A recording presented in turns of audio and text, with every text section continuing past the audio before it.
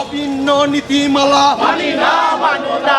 দেশে আমাদের দ্রব্যমূল্যের যে ঊর্ধ্বগতি, আমরা সাধারণ জনগণ আমরা চলাচল করতে আমাদের খুবই হিমশিম খেতে হচ্ছে এবং মাননীয় প্রধানমন্ত্রী ওনার নিকট আকুল আবেদন বিনয়ের সহিত আগামী বাজেট 2024-এ যেন নবম পে স্কেল বাস্তবায়ন করে আমাদেরকে সুন্দরভাবে চলার সুযোগ করে দেন।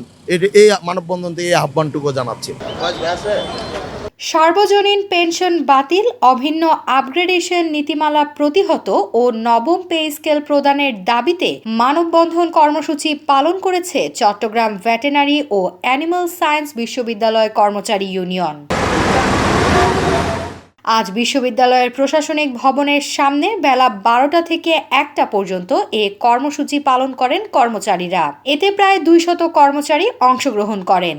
মানববন্ধনে বক্তারা বলেন, সার্বজনীন পেনশন প্রজ্ঞাপনটি অমানবিক ও বৈষম্যমূলক।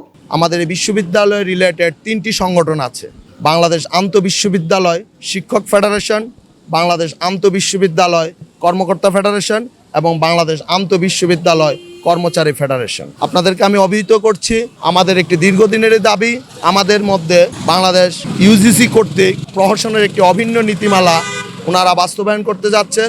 আমরা সেগুলো প্রতিহিত করার জন্য আমরা 3 সংগঠনের পক্ষ থেকে আজকে বিগত দিন যাবৎ আমরা সরকারের কাছে বিভিন্ন শান্তিপূর্ণভাবে কর্মসূচির মাধ্যমে আমরা আহ্বান জানিয়ে আসছি।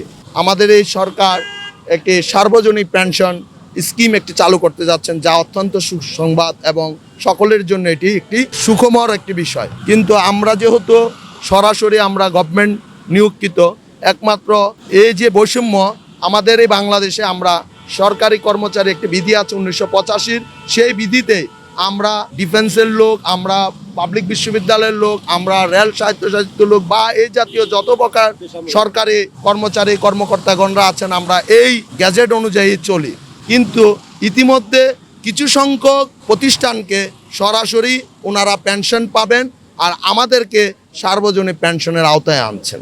তো আমরাও সেটি এটি আমাদের চট্টগ্রাম ভেটেরিনারি ও অ্যানিমেল সায়েন্সেস বিশ্ববিদ্যালয় কর্মচারীর উদ্যোগে মানববন্ধন নয়, এটি আমাদের কেন্দ্রীয় একটি ঘোষিত কর্মসূচি।